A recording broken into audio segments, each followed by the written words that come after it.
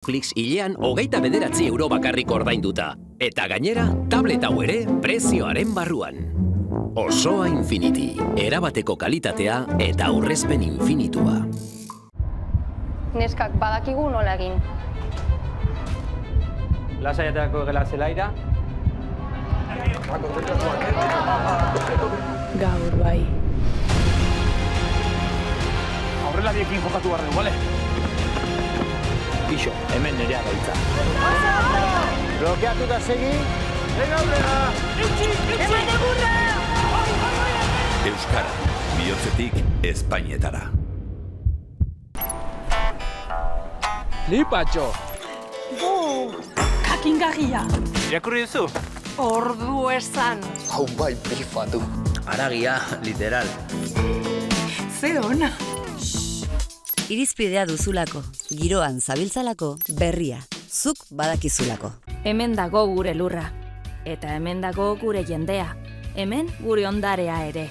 Eta errezeta sekretu hori, hemen daude hamaiketakoak, brindisak, bazkariak eta afariak. Hemen daude gure lurraldeko kalitatezko produktuak.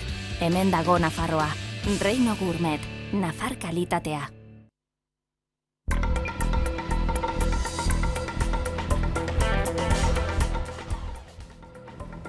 Kaixo guztioi eta ongi etorri gakoaken denboraldi berri honetara, denboraldi berri eta berritua gainera. Hortengoan Bilbotik ari gatzaizkizue eta zuzenean gainera.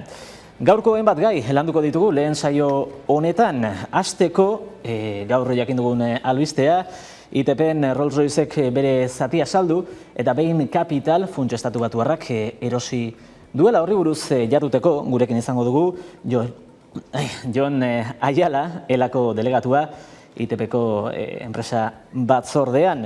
Horrez gain, semieroalen gaiari buruz ere jardungo dugu, gabezia handia egon delako, azken hilabeteotan, eta horrek eragin zuzena izan duelako Euskal Herriko industrian ere. Esaterako, Iruñean Volkswagenek duen lantegi handian, edo baita Mercedesen Gasteizkoan ere. Gasteiz aldera begira jarriko garagu, eta horretarako Mikel Díaz de Alda, labeko kidea, eta bertako enpresa batzordeko kidea izango ditugu. Horrez gain, 13/13 sumarioari buruz ere hitz egingo dugu, gaur auzi saioa izan baita, eta Martxelo Díaz bertal izan da, eta ekarriko dizkigu horren inguruko azken ordukoak gaurkoak eman duena. Eta solasaldiaren tartean, gurekin izango ditugu, lehen saio honetako solasaldian, Zurine Rodríguez eta Beñat Zaldua. Kazetariak, besterik gabe, lehen saioarekin, denboraldi berriko lehen saio honekin, has gaitezen.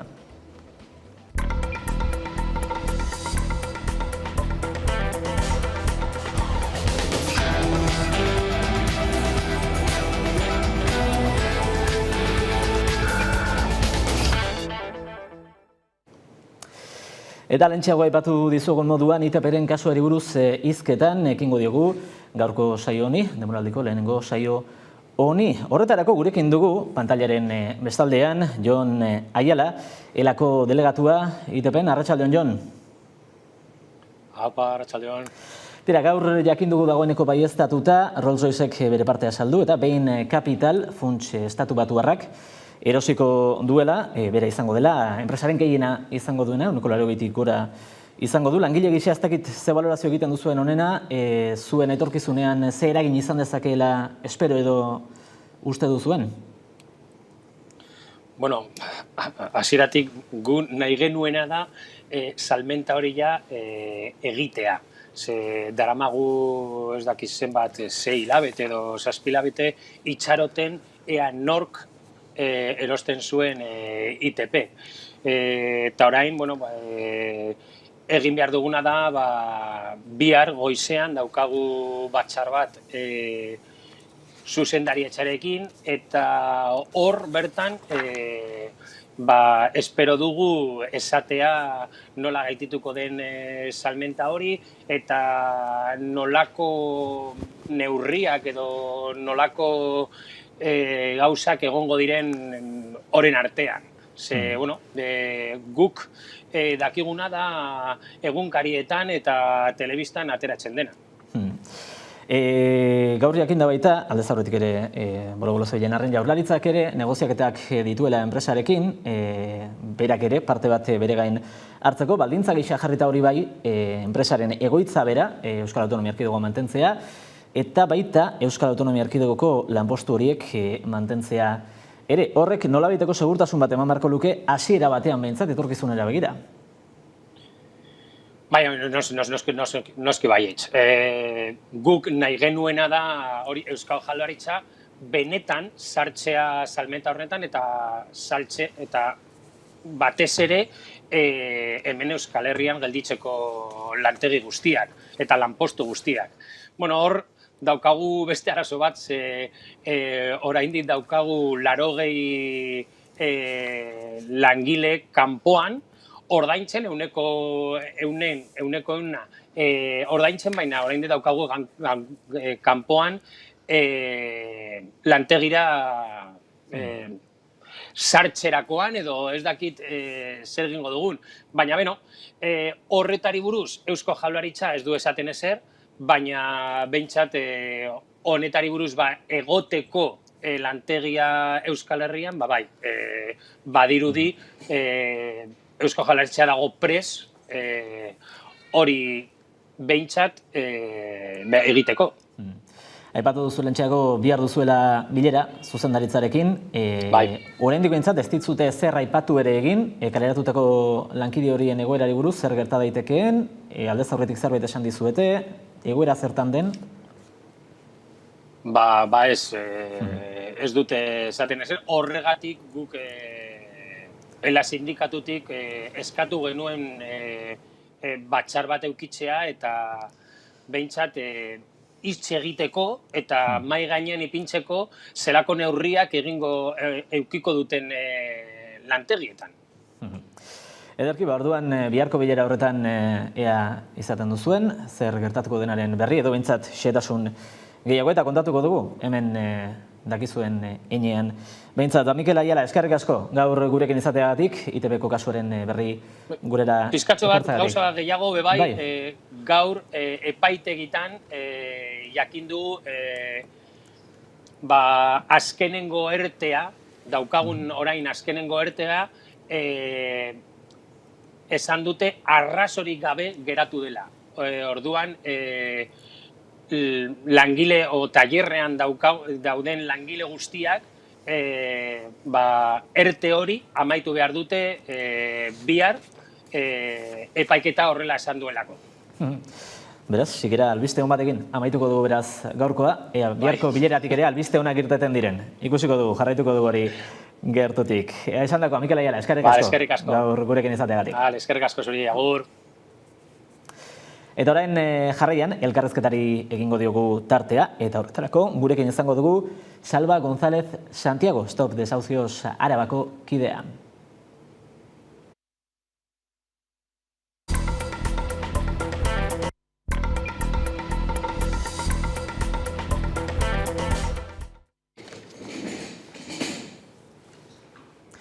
Eta elkarrezketari ekingo diogu, esan bezala, Stop Kaleratzeako, Salva González Santiagorekin, hor dugu. Arratsaldeon, Salva. Arratsaldeon. Hasiera batean, Koldo Arribilagaren kasuari buruz hitz egin nahi genuke, joan den astean egindako salaketa da. Osakidetza ere barne hartzen duena, zuek egintzen duten salaketa. Osakidetzatik jakinarazi omen ziotelako, ez ziotela behartzuen tratamendu hori emango, zer eta ez zuelako behar bezalako etxe bizitzarik? Bai, dirudienez, 2019an bere ama, bera Koldo bizizan amarekin, kaleratua izan zen. Etxe bizitza zen mailegu bat bermea eta botere finantziarioek ez daukate gupidarik eta bota zuten kalera. Eta berak, lonja baten bizi izan eta gaixotuta zegoen, birikiko gaixotasuna zuen, eta baita arazo kardiobaskularrak, eta beharrezkoa zen uste dut balbula bat aldatzea. Gure gana etorri zan ekainan aldian, etorri zan emakume batekin, Txagorritxuko erizaina batekin, eta kontatu zigun bere kasua, eta dirudienez, Osakidetzak baldintzatu zuen bere ebakuntza etxe bizitza duin bat ez izateagatik.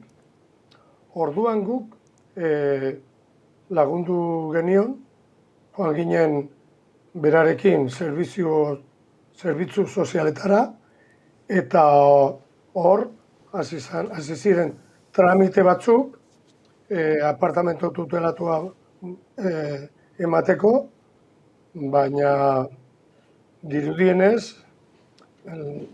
hori gertatu baino lehenago, koldo hilda. Eta oso krudela da, pertsona bat ez operatzea, etxe bizitza bat ez daukalako. Eta guztiok, zerbitzu sozialak izan behar dituzte protokolo bat, o protokolo batzuk, non larrialdi gertaera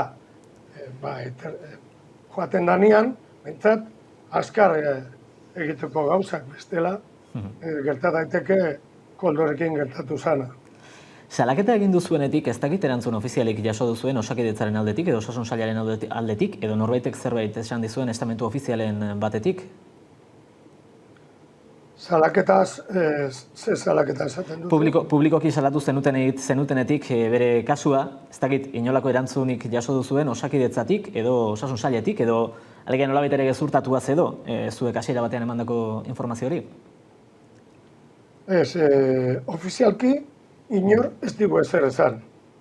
Baina guk badakigu, etorri zana, pertsona bat bizitzarengatik borrokatzen zuen, eta burokratikoki gestioak oso atzeratutak egin dutenetan, hilda dago. Eta, bueno, normalian administrazioak oso gutxitan jartzen da gurekin harremanetan, oso gutxitan. Guk adibidez, joan zen urtean ez, aurrekoan, eskatu genuen zerbitzu sozialetako konsejalakin bilere bat izateko, eta hondik itxotzen gare. Okeraz baldimanago, bere kasu konkretuan gainera, bi etxe kaleratze izan dituela esan dezakegu, ze bat bere etxetik atera zutenekoa izan zen, 2019an, eta gero 2020an, kasu honetan etxe kaleratzea ez dakit, baina besterik ez eta etxe bizitza edo bizileku bihurtu behar izan zuten taberna batetik ere, kanporatu zuten, guzti hau gertatu aurretik edo, nolabait esateko guzti hau gertatzen ari zen bitartean? Nik dakidanez, udaltzaingoak jarri zion 600 euroko izuna leku horietan bizitzeagatik. Baina bera, berriro jarritu zanan, noski. Ez zeukan beste lekurik. Gainera, usteot bazeukala txakur bat, eta txakurrarekin ezin zan inora lekura joan, ez zeukan aukerarik. Hasiera batean, pandemia gurera iritsi zenean, Euskal Herria eta baita Estatu Espainiar mailara ere, Estatu Espainiarretik, Gobernu Espainiarretik, zehazki, adierazi zuten pandemia irauten zuen bitartean behintzat, etxe kaleratzeak eta etxe gabetzeak nolabait geldiarazteko formulak jarriko zituztela martxan, jarriko zituztela baino jarri zituztela, esan zuten. Baina denborak aurrera egin duen enean, etxe kaleratzeak ikusten jarraitu dugu. Ez dakit hori zuek bertatik bertara bizi izan duzuenez, ez dakit asko ikusi dituzuen tarte honetan ere, zergatik ari den hori gertatzen edo? Guk daukagun kasuak izaten dira gure gana etortzen direlako. Baina gero badare kaso asko, guk ez daukagu berririk. Eta gobernuak egin zuena, izan zen lege bat, dekretu lege bat, martxan jarri, baina guk ikusi genuen denboraren poderioz oso malgua edo agian esan nahikua behintzat. Eta naiz eta gobernuak dekretu bat argitaratu jarraitu zuten desauzioak. Bai, beti izaten da arrazo txiki batengatik, baina normalian bai gertatzen dira. Eta lehen etortzen ziren hipotekako kasuak asko. Gero guk gelditu genuen epaitegietan. Abusuzko klausulak direla eta azkenean lortu genuen pizkat gelditzea kaleratzeak. Eta orain ez dago krediturik eta etortzen direnak gehienak izaten dira alokariuzko kasuak. Askotan ez daukatelako alokairua ordaintzeko. Eta gero ez baldin badute zerbait egonkorra, esaten dut lan kontratu bat egonkorra, oso zaila da alokairu bat lortzea.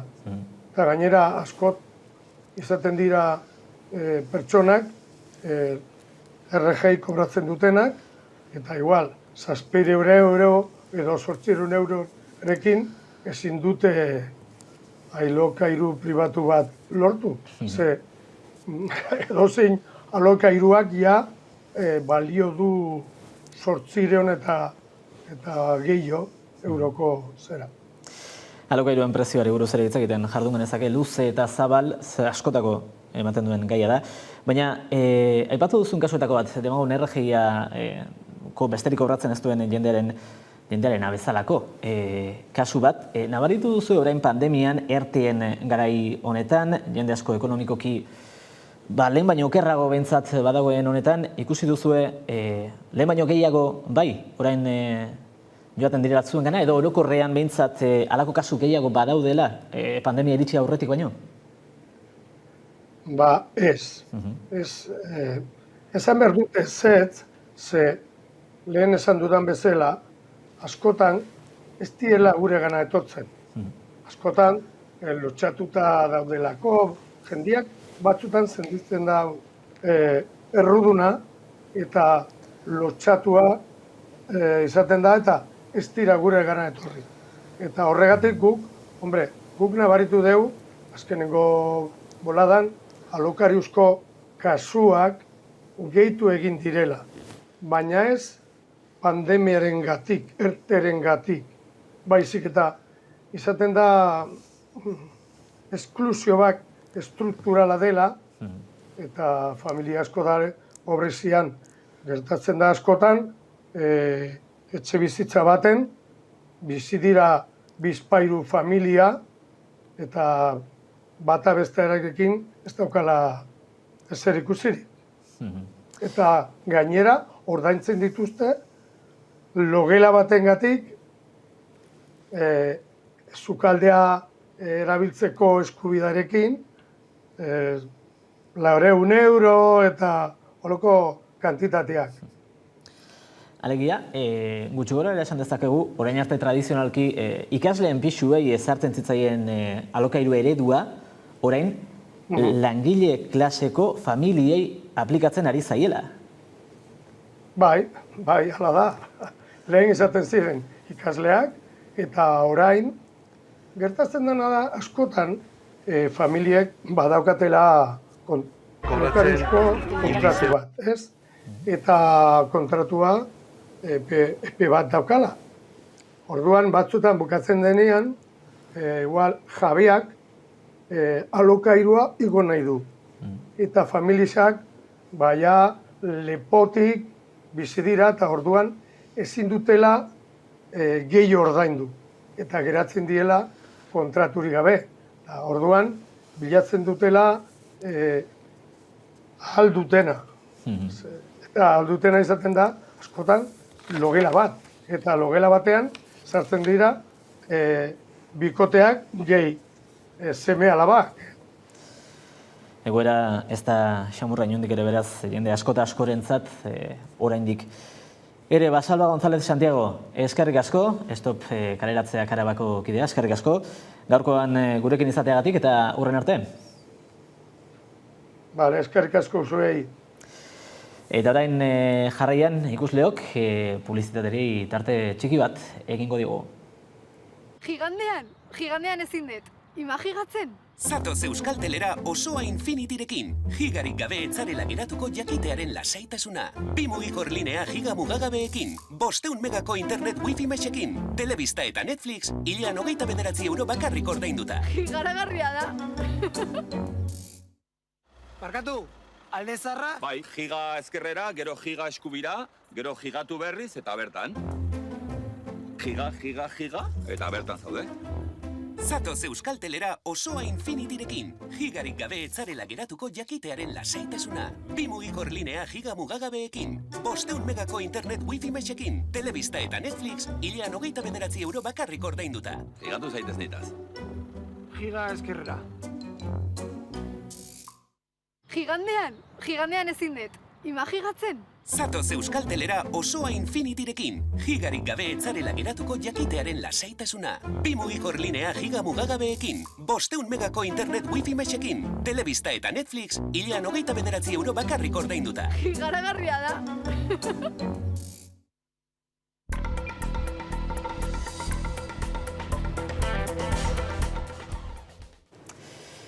Kaixo berriz ere guztioi, hementxe gara berriz ere bueltan eta orain jarraian semieroaleen krisia deitu izan zaion horri buruz hitz egingo dugu. Saio hau zuzenean ikusten ari baldin bazara, aurrean duzun telebista horrek hainbat semieroale izango ditu barruan, eta gauza bera, hau internet bidez ikusten ari bazara. Zure ordenagailuak edo telefono mugikorrak ere hainbat semieroale edo mikrochip izango ditu barruan.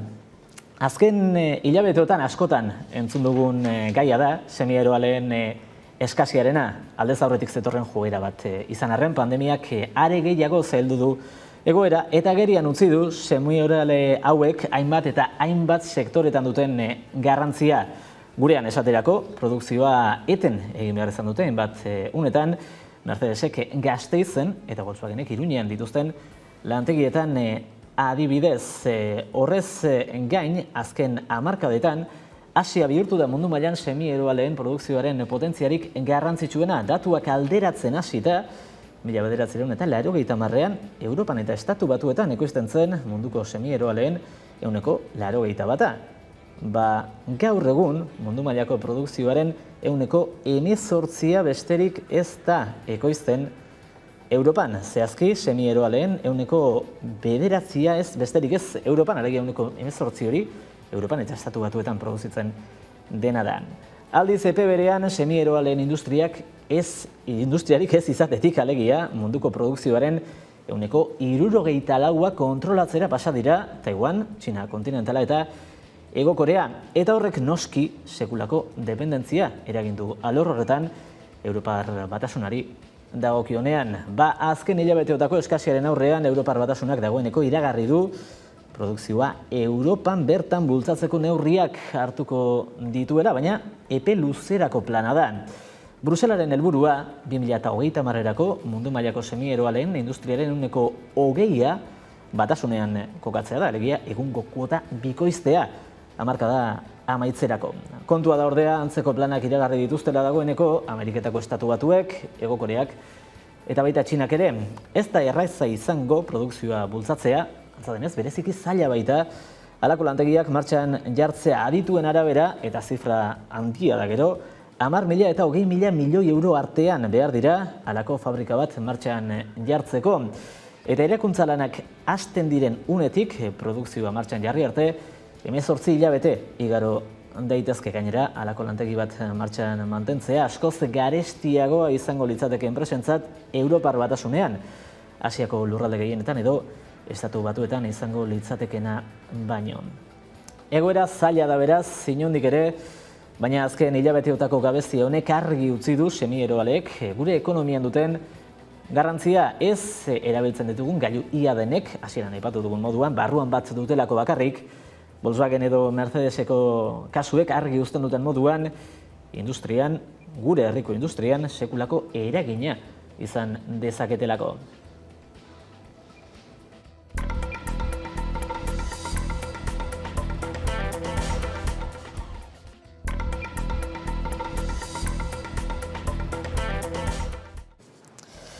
Eta solasaldiari irikiko diogu tartea jarraian, edo horretarako gurekin dugu hemen platoan, Zurine Rodríguez, arratsaldeon Zurine. Kaixo, gabon bai. Eta telematikoki pantailaren bestaldean dugu, Beñat Zaldua, arratsaldeon Beñat. Badirudi Beñat entzuteko zailtasunen bat izaten ari garela, lankideek konponduko dute hori jarraian, baina bitartean, Señeroalen egoera honek errealitatean, gure herrian duen eraginetako bat gertuagotik, ezagutzera joko dugu Gasteiz aldera, horretarako gurekin dugu Mikel Díaz de Alda, labeko kidea eta Mercedesek Gasteizen duen lantegiko komiteko kidea, badirudi ezetz, zailtasune bat dugula horrekin, eta beraz ez daukagula Mikel Díaz de Aldarekin konexioa egiterik denaren Beñat ez dugu bitartean ere, gaiari helduko diogu behintzat, oraintxe aipatu dugu, Zurine, gurean ere eragin zuzena duen gaia dela hau, Mercedesen gaur berriz hasi dira lanean, hasiera batean ostiralera arte ziren, jardutekoak, azkenean larunbatean ere bai, kontua da agian ordea, ea hau den une konkretu bateko gauza bat, edo epe luzerako zerbaiten hasiera. Bueno, nahi pena ematen dit lehenengo ez entzutea Bizkalabeko kideari, zen justukin ikusten berak emango zigun klabe batzuk, ez? Baina, izan daiteke gai edo arazo puntual bat, baina egia da Mercedesen kasuan ez dela lehenengo aldia produkzioa eteten denean, ez? Berdin zait mikrotxipe edo kontu honen inguruan, edo fabrikaren, egoeraren baitako aitzakia, ez? Osea, realidadea da, noizan behin, produkzioa eteten dela, eta langile batzuk usten diotela lan egiteri batzuk ertera juten dire, baina beste batzuk kalera, ez? Nik oso ondo ezagutzen dut Gasteizko Mercedesen egoera, Gasteiztarra naizelako, eta Gasteiz nik esango nukeia erdia Mercedesen edo Michelinen lan egiten dugu, eta jende asko adibidez badago Mercedes kontratatuta, baina ez modu zuzenean, ez? Baizik eta subkontratain bitartez edo eteten bitartez, ez? Beraz, jendeuen egoera, Mercedes bere produkzioa etetzen duenean da, bere soldata etetzen dela bebai, ez? Eta hor, badaukegu arazo bat, eta horri ere heldu behar diogu seguramente komiteko kidea horren inguruan hitz egingo digu bebai, ez? Bai, ez dakit lankideek esan diazadaketen dagoeneko zerbait dugun, ea zerbait dugunean jarriko gara, saiatuko gara bentsat berekin harremanetan jartzen. Gaiarekin jarraitu, zuk tira duzun aritik, zuk jarri duzun aritik tiraka hobe esan da. Interesgarria da, ze puntura arte agian aitzakia gisa ere erabil dezaketen hau, ez? Zuk esan duzu, beste gai batzuak direla eta bertan bera ere utzi izan dela produkzioa etenaldi konkretu batzuetan bintzat. Bai, eta ez bakarrik Mercedesen, ez? Hortze daukagu Tubacexen kasua, ArcelorMittalen kasua beste batzutan, ez? Bada gaude oso momentu nik uste paradigmatiko batean, krisialdi postpandemiko deitu den honetan, eta egia da, pandemia bera izugarrizko ondorio ekonomikoak ekarri dituela, eta enpleo galera handia, baina egia da ere pandemia dela izugarrizko aitzaki perfektua hainbat enpresentzanko galerak handiak ez izanez, jendea botatzeko, deslokalizatzeko enpresa eta hainbat gauza, ez? Eta hau ikusi dugu eta ikusten ari gara hainbat lekuetan. Beraz, ikusi dut honekin kontuz ibili behar garela eta oso ondo aztertu behar degula ze punture arte benetan aitzaki modun erabiltzen ari dela, ez? Aitzaki modun erabiltzen bada, ez da bat ere legala. Edo behintzatetikoa, ez dakit legala denik. Askotan ez dute zertan eskutik joan, bi termino horiek. Uste dut Beñat Zaldua dagoeneko badugula gurekin, Beñat? Bai, entzuten zaitugu, bai.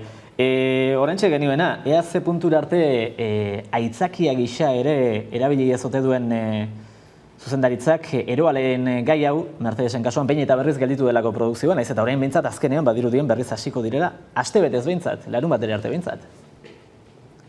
maika honik, Mercedeseko kasu zehatza ez dut ezagutzen eta dudik gabe, bestela ere istea, edo denboraldi baterako istea ongi datorrenari, nahi duenari ongi datorkio dozena izaki, ez? Eta mikrontxipena, semikonduktorea hauena izan daiteke. Baina nik ez nioke garrantziak enduko krisialdi horri, txipen krisi horri, eta benetako da, nahi Iruñan dago eta Volkswagenekin antzeko gaude, eta egia esan, zaku zuen, Europa osoan eta mundu mailako arazoa da. Pandemiak ekarri digu, baina azaleratzeko, ez dakit entzuten didazuen. Bai, entzuten zaitugu. Hori, nik uste dut pandemiak eragin du, eta pandemiak erakutsi du ze ahula izan daiteken hornitze katea, mundu mailako hornitze katea, ez mundu baiten hasian. Ezin badute mikrochip bat egin, hemen Europan 11 fabrikak itxi behar dute, eta hori horrela da. Nik uste dut haintxe bertan ez dela Volkswagen edo Mercedeseko Iruña edo Gasteizko zuzendaritzaren gauza, edo Lakuako edo Iruñako gobernukoa daude urte askotan, hamarkada askotan Europan hartu diren erabaki batzuen ondorioak jasotzen, eta erabaki horiek izan dira hornidura kate horretan teknologia mota bat, semikonduktorena kasu honetan, Asiaren eskuera bat, Asian hori moztu denean, ondorioak onaino itxi dira, eta ez du hau luzerako izan ez dela. Pero dugu ez aste bat izatea bakarrik irekitzen dutena, baina luzerako joko gu eta ez bakarrik dutire. Ez dakit lankidek esan diazadaketen dagoeneko konexioa berrezarri ote dugun Mikel Díaz de Alda, labeko kidearekin. Baietz esaten didate, Mikel, arratsaldeon. Bai, arratsaldeon. Arratsaldeon bai, tira, oraingoan bai. Zuei buruz ari ginen, zue gabe, eta ez da liura izaten. Hemen aipatu dugun kontuetako bati helduko dugu, hasiera batean, astelehenetik ostiralera zineten lan egitekoak, azkenean larunbatean ere bai, albiste ona, mintzat, ez behiri gabe. Bai ez, aurreko astean ezin ginen lanean, aurreko asteartetik ostiralera arte, eta aste honetan, 5 egun larunbata goizean. Baina duda asko urrengo asterako, urrengo astera begira, oraindik ezakigu zenbat egunetan egingo dugun lan.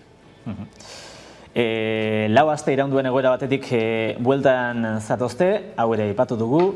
Ez dakit nola ikusten duzuen zuek, hasiera batean behintzat, astebeteko kontu huts bat izango ote den, edo norabide aldaketa baten hasiera bat behintzat ote den? Dakigun gauza bakarra, da ziurtasun gutxi dagoela,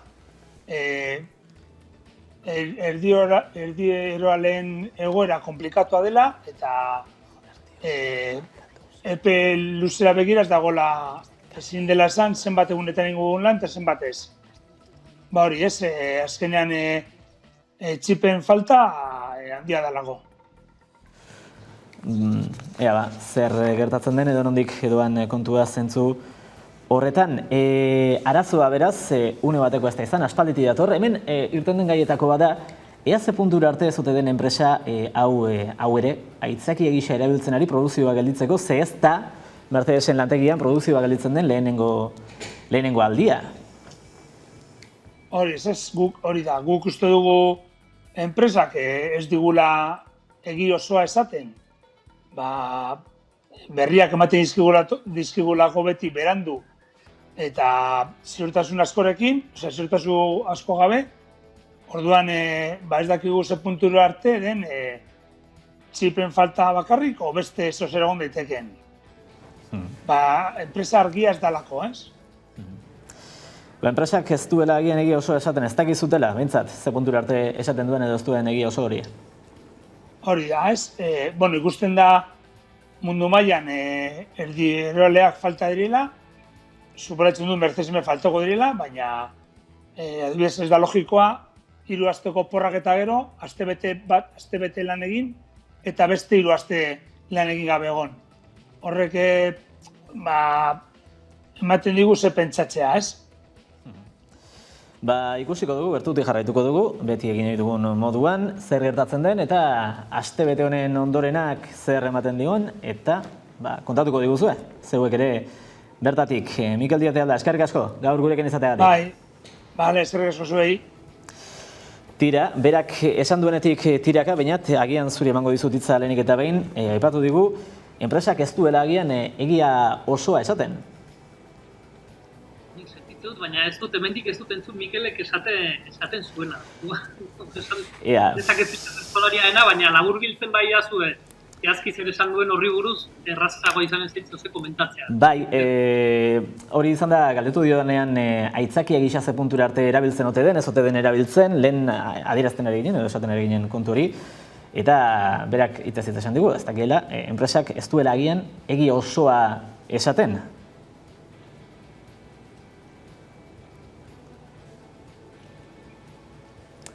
Informazio guztia, analisi hori egitea zaila komplikatua da beraien ere. Nik ez dut ez esaten hori ez denik, esan bezala enpresei, zenbaki handitan eta beste planta dituzten enpresa handi horietan komeni zaila batzutan hemen gelditu pixkat hemen. Orduan mikrotxipen krisi hau baliatu dezakete hori egiteko, ez?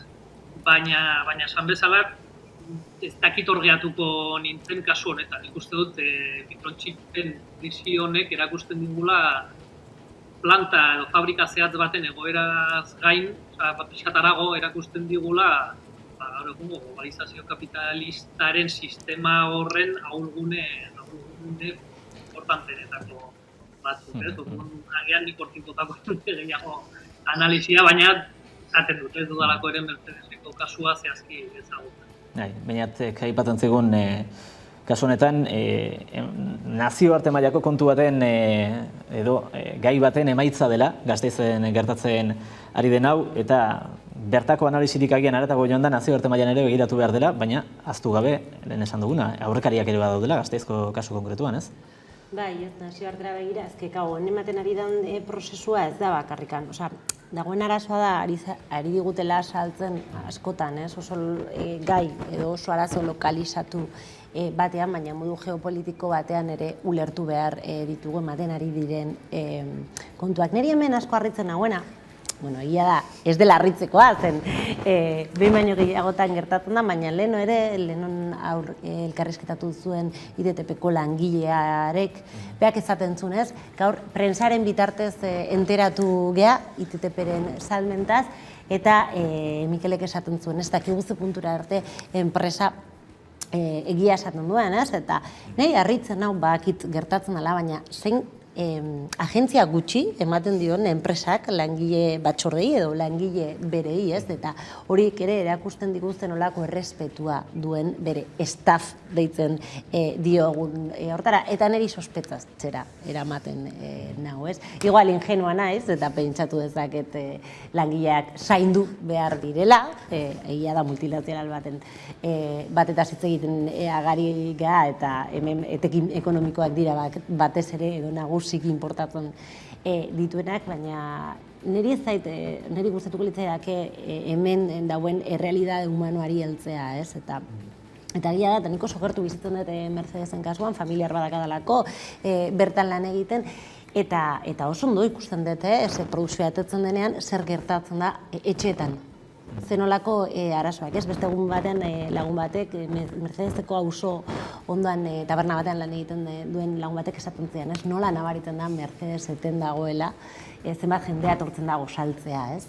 Eta zelonako konbertsazioak entzuten ditut gosari horietan, ez? Zenolako preokupazioak, zenolako beldurrak sortzen dira, ez? Orduan niri, naiz eta badakit hemen dagoena dela, klase borroka bat, eta hemen dagoena dela, lehiaketa politikoa niri asko kostatzen zaite aldegintzea benetan kotidianidadean eta egunekoan sortu daitezken ondoriotaz. Berari esan diogun moduan, gertutik jarraituko dugun gaia da, ze seguru asko luzera joko duen gaia izango da hau inongo ez bairik gabe. Orain jarraian, Madrid aldera begira jarriko gara, 13/13 auziaren epaiketan, Naia Zuriarrain eta Saioa Agirre izan baitira gaurko saioan protagonistak bertan euren tortura salaketek sinesgarritasunik handiena dutela baieztatu dute gaur, Auzitegi Nazionalean, bi adituk beti da gogorra halako kasuak entzutea, ez da xamurra orain entzungo duguna, baina entzun Saioa Agirre, gaur Audientzia Nazionalean, epaiaren aurrean deklaratzen. Estaba desnuda. Mientras hacían las sentadillas, ellos me pellizcaban los pezones. Me tocaron la vagina 2 veces.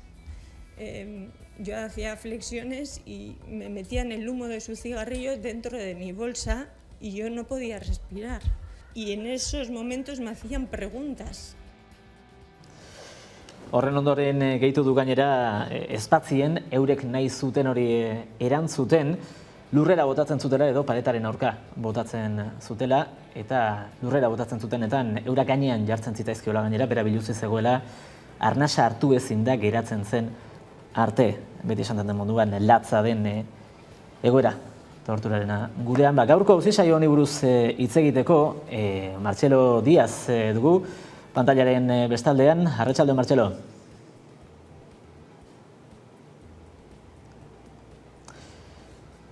Martxelo, entzuten azu? Bai, kaixo, arratsaldeon. Arratsaldeon.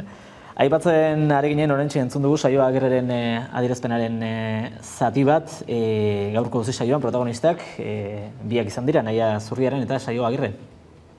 Bai, baina oherra da, ñagarrudura bat aipatu behar dugu. Adierazpen hauek ez dira gaurkoak, baizik eta uztailean deklaratu zutenean, akusatu gisa. Ez gaurkoan, perizial bat izan dugu, bi psikologa deklaratu dute, defentsak deituta, eta perizial horretan, bere garaian, bai Saioa Agirre, bai Nahia Zurriarrainek esandakoa berretsi dute. Inesgarritasun osoa eman diete perizial horretan, nabarmenduz, Istanbulko protokoloa ezarri zietela, eta bertan, horregin beharrezko froga guztiak egin zituztela, eta horrek sinesgarritasuna eman ziela. Eta esan bezala, ikusi ditugun, entzun berri ditugun adierazpen horiek uztailean egindakoak dira, baina ni uste gaurkoan ere gogoraratzea bere lastazun guztian, zentzu guztia daukala. Gaur auzi saioa izan da, aurrera jarraituko du, bihar ez dakit, beste saioa dagoen, hurrengoa noiz den? Ez, epaiketa honetan ere pixkat egutegiarekin nahiko aldrez bezeztuta ibiltzen ari gara. Printzipioz, handikan eten bat egongo da, beste eten bat, eta urriaren 29 arte ez da berriro ekingo saioa. Izan ere, hor badago arazo bat, defentsek bere garaian CNI espioitza zentruaren lekukoak deitu zituzten, eta epaitegiak ez zituen onartu. Horren aurrean helegite bat aurkeztu zuten joan den astean, eta helegite hori oraindik ere ez da konpondu, ez da erabaki. Eta orduan, helegite horren aurrean, Angela Murillok zuzentzen duen epaitegiak erabaki bat hartzeko, urriaren 29-erako epe hori eman du. Epaiketa honetan, astebete egiten dugu, gero etenak izaten dira, eta uztailetik honea, ez dute bi astetan jarraian egin. Deneiren afera oso interesantea da, izan ere epaiketa honetan izandako irregulartasunen artean beste bat da. Torturetakoa izan daiteke bat, edo da nagusietako bat, baina CNI-den papera ere oso esanguratsua da. Izan ere, inolako kontrol judizialik gabe, ikerketa bati ekin zioten, eta ikerketa hori egungo epaiketan amaitu da. Hor ikusi beharko da zenolako papera bete zuen benetan CNI-k, dagoeneko Guardia Zibilaren agente batzuk deklaratu dute lekuko eta perito gisa, eta onartu dute CNI-k informazioa pasatzen ziela, baina hori guztia ikusi beharko da, azkenean lekuko bezala deklaratzen duten esan bezala urriaren 29-an, edo beste irregulartasun baten aurrean egongo garen, azken finean defentsak nabarmentzen du testigantza hauek ezinbestekoak direla gertatutako guztian edo auzi guztiaren nondik norakoak ezartzeko. Beraz, urriaren 29 arte atzeratu dute berriz ere epaiketa hau, orduan zer dakigun berri, CNI-ren afera horren inguruan, Martxelo Diaz, eskerrik asko, gaurkoan ere gurekin izateagatik, 13 sumarioaren auziari buruzko, azken ordua guri ekartzagatik, hurren arte.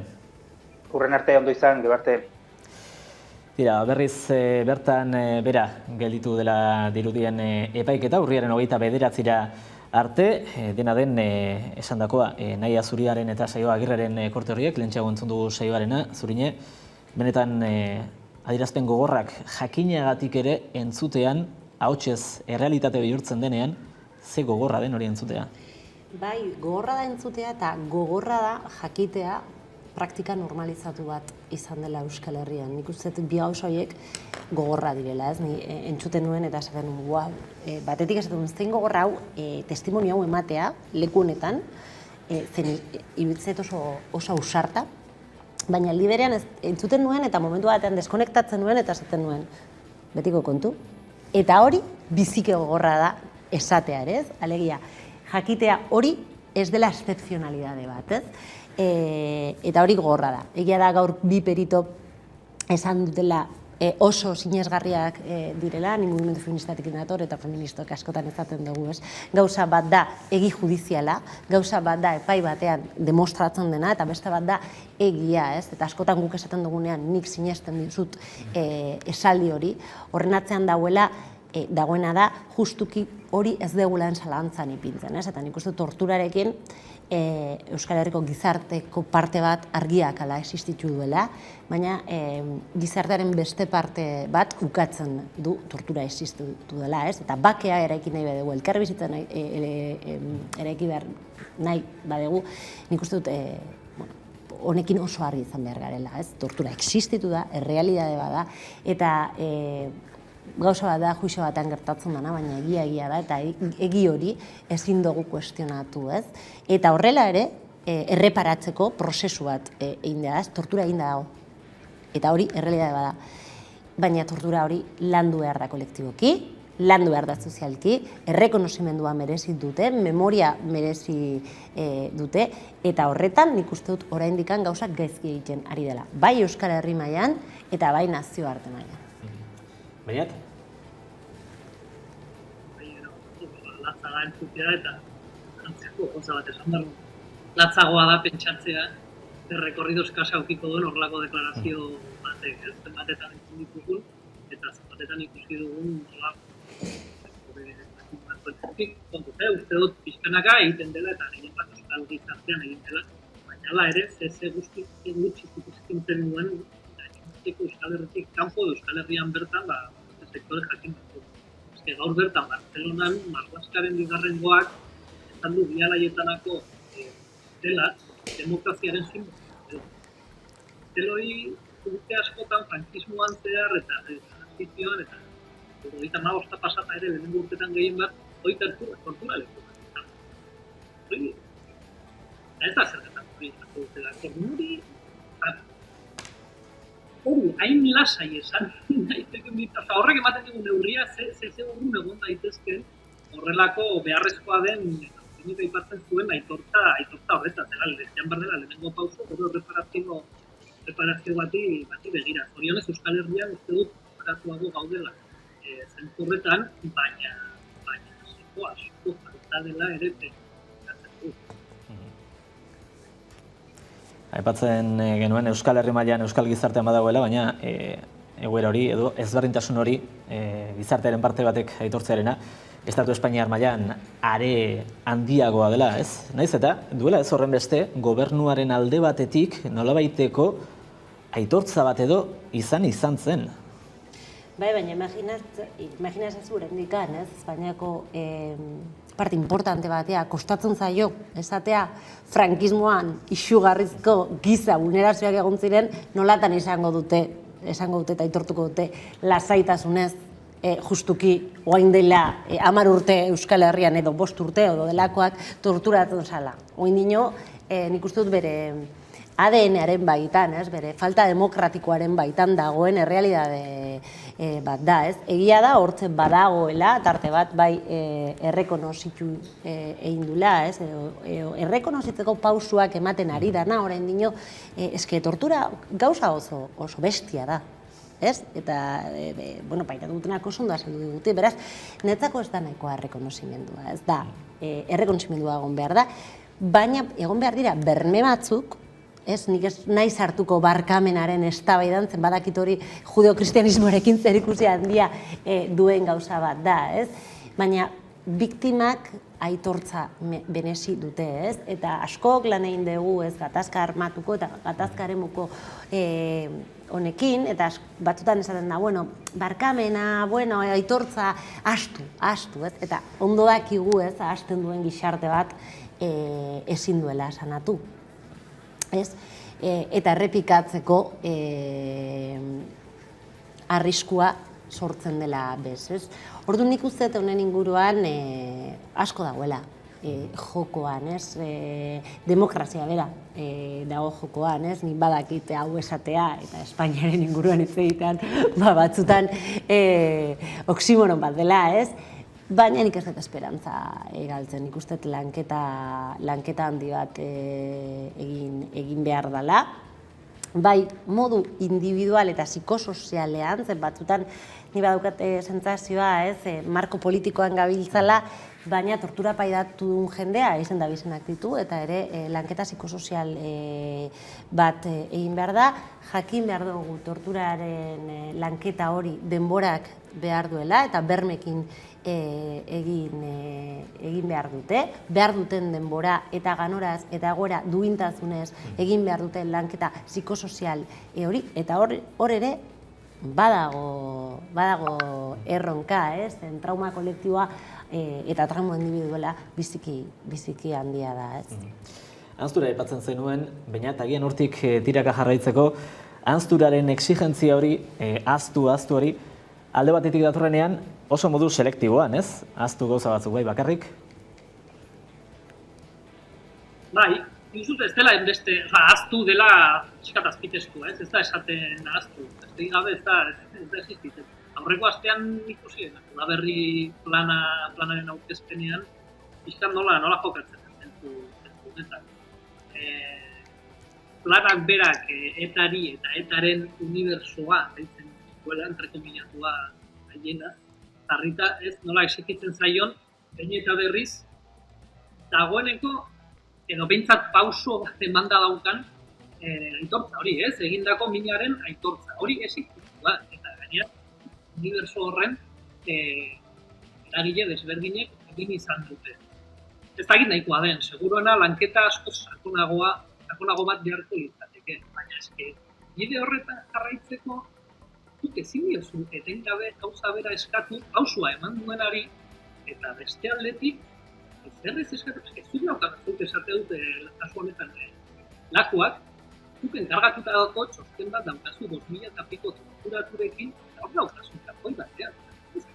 Zer gehiagoekin, horri buruz. Orduan, benetan bizikidetza baldin bada helburua, eta benetan alde guztiak aurrera pausoak egitea nahi bada, honetako txingoa da, guztiai exigitzea neurri berean. Eta, pixka, autoengainoetan ere horrelakoetan sartzen garela ari, baitza dute bizikidetzaz, horrelakoetan eta Udaberri planarekin, baina nik uste dut buruan daukaten kalkuloa etengabea da alderdi politika motzaena, alderdiekeriarena, eta horrelako bateak irekiz gero, nor jaso dezaken, onura gehiago politikoki edo, aukera bat da, baina duan ez hitz egin bizikidetzai buruz, beste gauza bati buruz hitz egiten gai.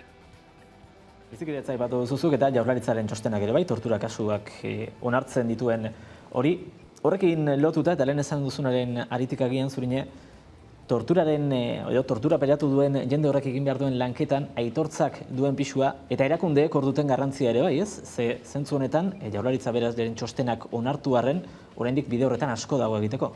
Bai, asko dago egiteko eta nik uste dut biktimak berak zaindu behar ditugula, ez? Batzutan exigentzia asko jartzen ditugu biktimengan eta hori baduke arrisku bat eta justuki biktima horiek rebiktimizatzea eta honekiz kontuz ibili behar gara, ez?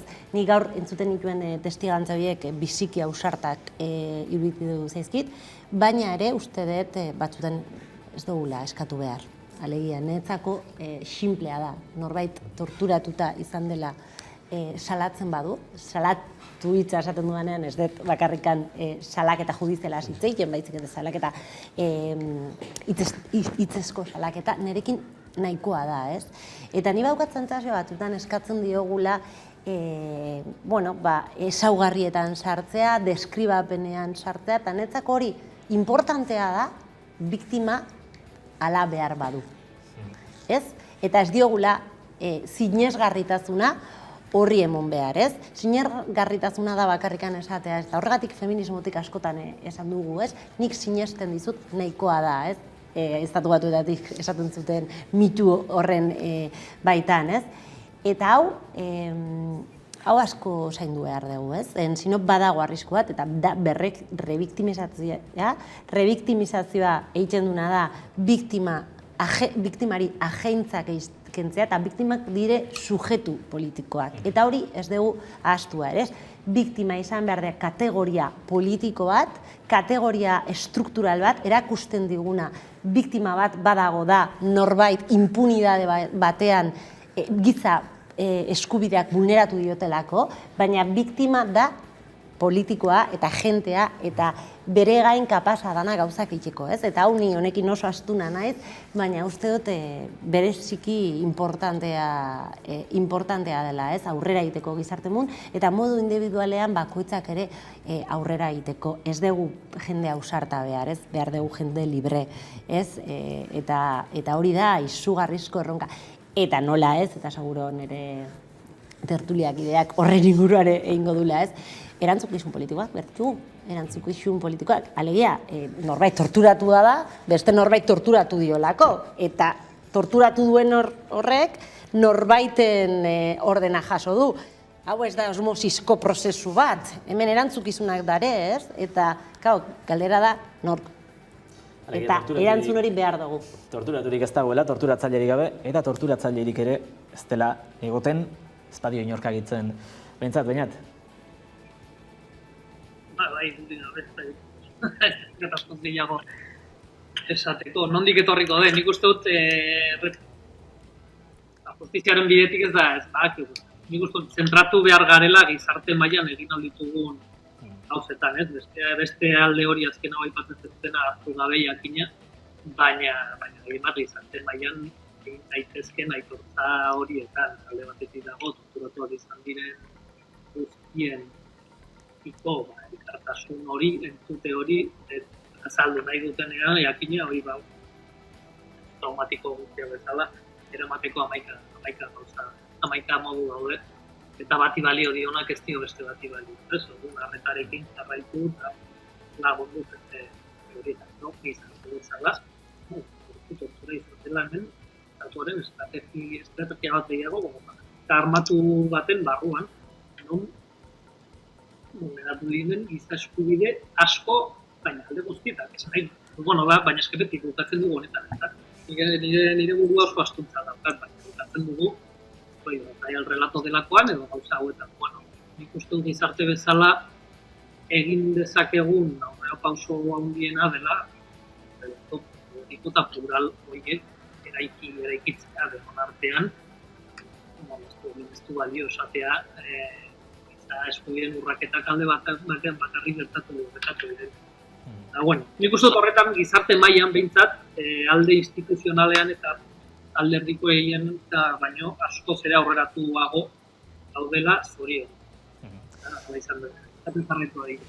Amairu sumarioaren auziari buruz ari gara.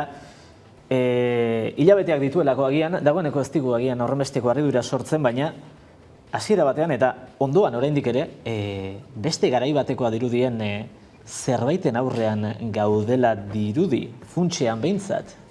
Nik uste dut Euskal Herriko bake prozesua oroar beste garaiko kontu bat badela, ez?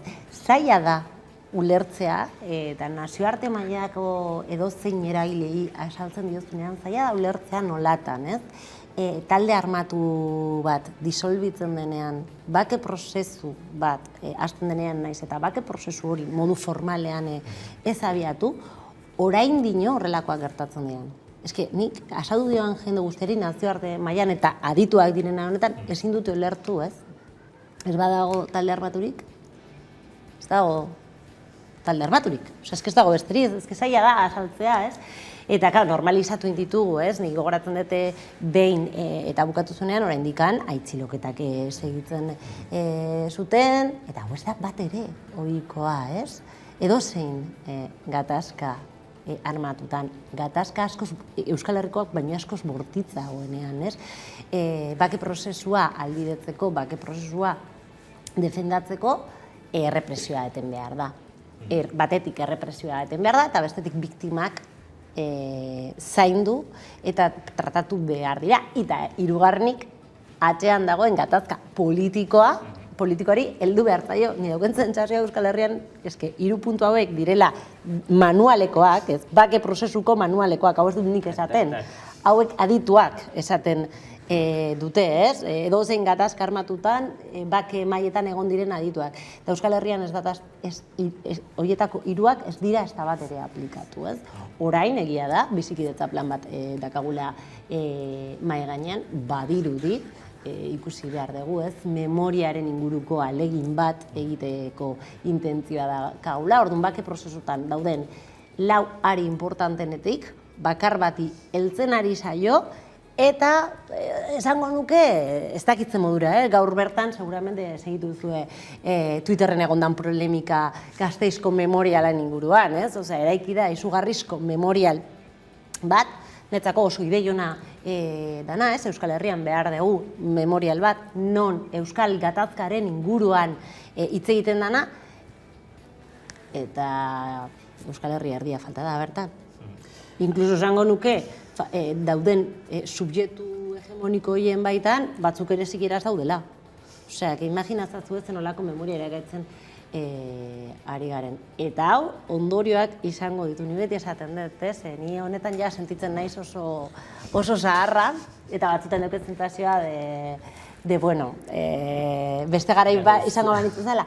Baina niri asko sorprenditzen dit gazteak, eta unik ez dut esaten, EHUko txosten bat esaten dunez, nolatan ez dakiten zein izan zen Lasa eta Zabala eta zein zen izan zen Fernando Buesa. Niretzako oso personaje ulerta duzu, ez? Oso pertsona importanteak izan dira nire bizitzan eta nire historiografia politikoan, ez? Danak, Lasa eta Zabala, Fernando Buesa, eta markatu dute. Eta nire urrengo belaunaldikoen ikerketa batean parte hartu duten hainbat gaztek ez dakite. Fokoa eta klabea ez da gazte horiek nola irakurtzen duten Euskal Herria, baizik eta guzen olako bake prozesua egin badugu, ez? Eta ez gabiltza hausnartzen honen ingurune. Eta ni orain dela gutxi egon nintzen Salvadorren, ez dakit zenbat belaunaldi pasa dira gerratik, bakit ez dela gauza bera Euskal Herriarekin alderatuta, nola ez, eta ez ulertu horrela, baina jendea oso argi dauke zer gertatu nintzen, ez? Eta hemen ez. Eta hori bada porrota handia gizartekoa, eta batez ere instituzio, eta horiek dira batez ere memoriareki behar dutenak. Baina horren inguruan,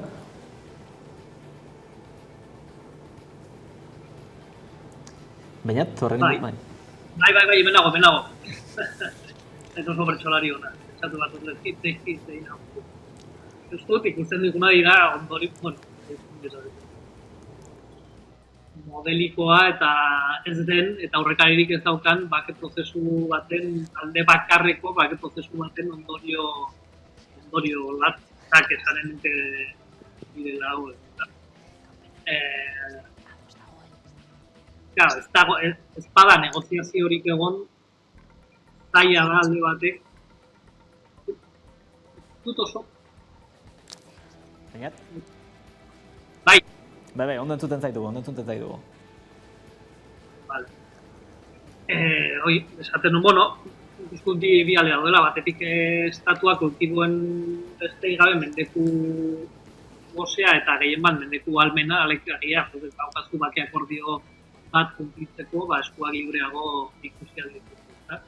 Eta bestetik, egon da, ere nahi bat, Euskal Herria hor txoko horretan mantentzearena, eta zu jarraitzen baduzu errepresioaren logikan, jarraitzen baduzu eskasian sartzen, epaiketa sumarioak eraikitzen eta dena, oso zaila da herri hori batetik, memoria kontuetan, beharrezkoa den memoria kolektibo hori behar bezala eraikitzea, baina bestetik ere da, politikoki agin daitezken aurrera pausoei heltzea ezinezkoa da, denbora guztietan lotzen zaituztelako iragan horri ez da, eta pentsa 10 urte pasa. Urrian 10 urte egin dira aieteko konferentziatik, pentsatzea dute zaigun mundu bat pasa dela, baina bertan Martxelo Benikaira kronika hori egiten azken epaiketa egin. Zeuk esan dako, agian horrekin amaituko dugu, 10 urte aieteko akordio horretatik, aieten gertatu zenetik, bake prozesu horretatik, eta oraindik halako epaiketekin jarraitzen dugula gurean. Beñatzaldua, Zuriñe Rodríguez, mila esker bioi, gaurkoan lehen saio honetan gurekin izateagatik, izan ditugun arazo teknikoei aldugun moduan ere aurre egiten laguntzeagatik, eta pazientziaz jarduteagatik. Eskerrik asko, Zuriñe, eta eskerrik asko Beñat. Eta orain aurrera jarraituko dugu, eta zehazki kirolaren munduari erreparatuko diogu. Asteburu honetan eginda Azpeitian, Euskal Pentatloian, eta horren inguruan hitz egingo digu, hori buruz hitz egiteko gurekin dugu, Ane Urkiri, kazetaria, arratsaldeon Ane. Kaixo, arratsaldeon. Arratsaldeon.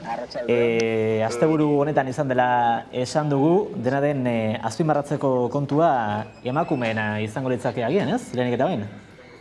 Bai, lehenik eta behin, lehen aldiz banakako Euskal Pentatloi sarisa jokatu dela emakumezkoetan, gogoratu bihar ekainean ere binakakua ospatu zala, orduan 2 bikote soilik apuntatu zian, eta oraingoan 3 herri kirolari, eta nabarmentzekoa Karmele Gizasola zelai 3. dela txapelduna, lehen emakumezko pentatloi txapelduna, eta nabarmentzeko bai, egisa da referentziaik ezakela, eta parte hartzaileak ere hori esate zeuen atarikotan, atariko elkarrizketetan, ezakizela ino referentzia ez, orduan denbora ona, denbora eskasea egin deuela kontutan hartzia igual zailago dela, baina Karmele berak esate zoan, beak etxian entrenatuta baino denbora hobio indoala, eta bintzat hori nabarmentzekoa, eta nabarmentzekoa baita ere, ikuskizun eder eman zegoela, martxoan elkarrizketatzeko aukeri eukinoan Karmele bea, eta beak esate zoan bilurra zakala ez, lehen aldiz plazaratzia, horrelako proba gogor baten, gogoratu behar da bost modalitate ezberdinetan aritzen diala kirolaixak, eta balizakala bertigo puntu bat ez, ze esango etezoan publikuak, baina ikusten danez, Azpeitiko zezen plaza bentzak gustora urreatu zianak, gustora aritu zian, eta benetan ikuskizuna aparte eskaini zegoen, bai Karmele Gizasola, Luzio Orbe eta Garazi Arruti, izan ziala 3 parte hartzaileak eta orden horretan amaitu zegoen, Karmelek egin zoan 19 minututik berako denboran egin zoan burutu zoan proba. Nagusi izan zen isa proba danetan, korrika pixka sufritxu basoan ere, eta baitxan nabarmentzeko Andoni 75 garaipena, 3 urte segidan Xabier Zalduak irabazi zoan banakako pentatloi txapelketa, eta beha da txapeldun berrixa, binakakua ere bere osabakin bate irabazi zoan, eta denbora ederra markatu zoan, garaiberriko denborarik onena, markatu zoan 33 minutu eta pikuan burututa, bigarrena minutu bat eta erdiko distantziaz lagate izan zela Joseba Otaegi. Eta nabarmentzekoa, hori nik nabarmendu nahiko noan, emakumezkoetan banakako lehen pentatloi sarixea izan zala, eta ea jarraipena dakan honek. Hori da, justu orain azpimarratu nahi duena, ez? Emakumeak herri kiroletan orokorrean ez dute inolako presentziarik izan hori, orokorrean behintzat, esan nahi dut, eta hau ekainean lehen aldiz pentatloien parte hartu zuten emakumeek, eta orain berriz zerbaiten hasiera ote den edo?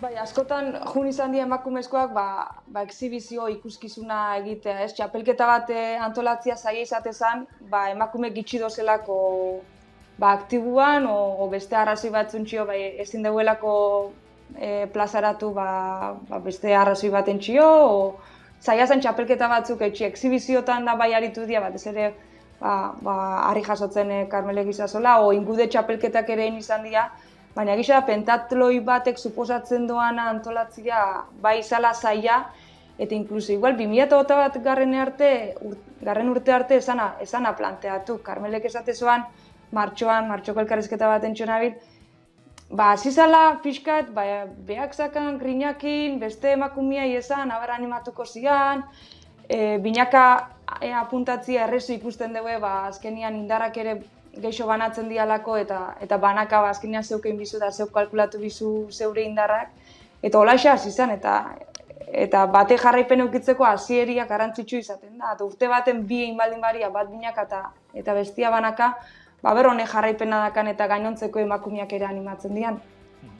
Askotan aipatu izan dugu ez, erreferente bila, inoiz emakumeek espara plazaratu, inoiz emakume batek espara burutu pentatloia, gainontzekoak igual pentsatzen dugu ezingo duela, o ez dela inoiz egingo, eta netzat bai izan da 2008 urtea arlo honetan mugarri, eta ea elkarren artean ere animatzen dian, eta baitxak gizonezkoak ere animatzen duen, azkenean danan elkarlana bihar dalako horrelako zerbait antolatzia ez.